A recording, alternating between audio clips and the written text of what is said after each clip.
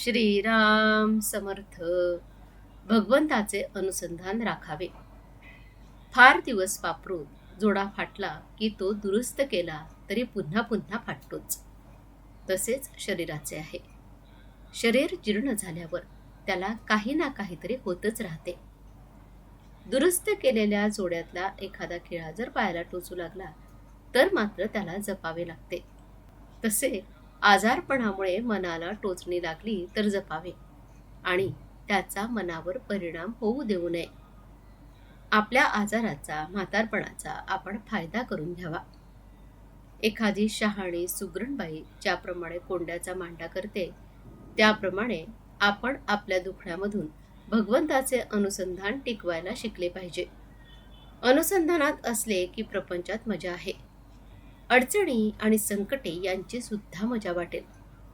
पोहायला येणाऱ्या एखाद्याला नुसते सरळ पोहायला सांगितले तर आवडणार नाही. तो उड्या मारेल, बुड्या मारेल, वाकडा तिकडा पोहेल. तसे भगवंताच्या अनुसंधानात राहिले तर प्रपंचाची मजा वाटेल. कोणतीही गोष्ट एकदा ओळखली की मग तिची नाही भीती वाटत.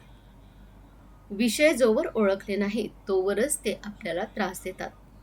याकरता ज्या ज्या गोष्टी होत असतात त्या त्या भगवंताच्या इच्छेनेच होत आहेत ही जाणीव ठेवून वृत्ती आवरण्याचा प्रयत्न करावा.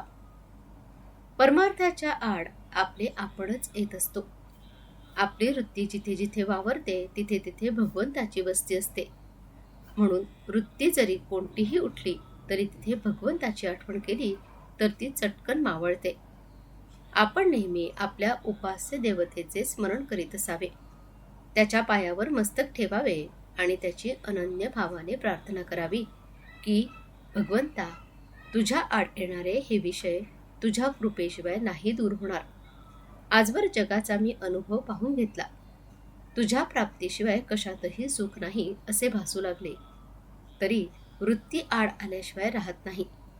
माझ्या अज्ञानाने मी आज स्वतःच्याच आड येत आहे. तरी तुझी म्हणजे पर्यायाने माझीच ओळख मला पटावी आणि त्यात मी तुला पाहावे. हीच माझ्या जीवितातली शेवटची इच्छा आहे.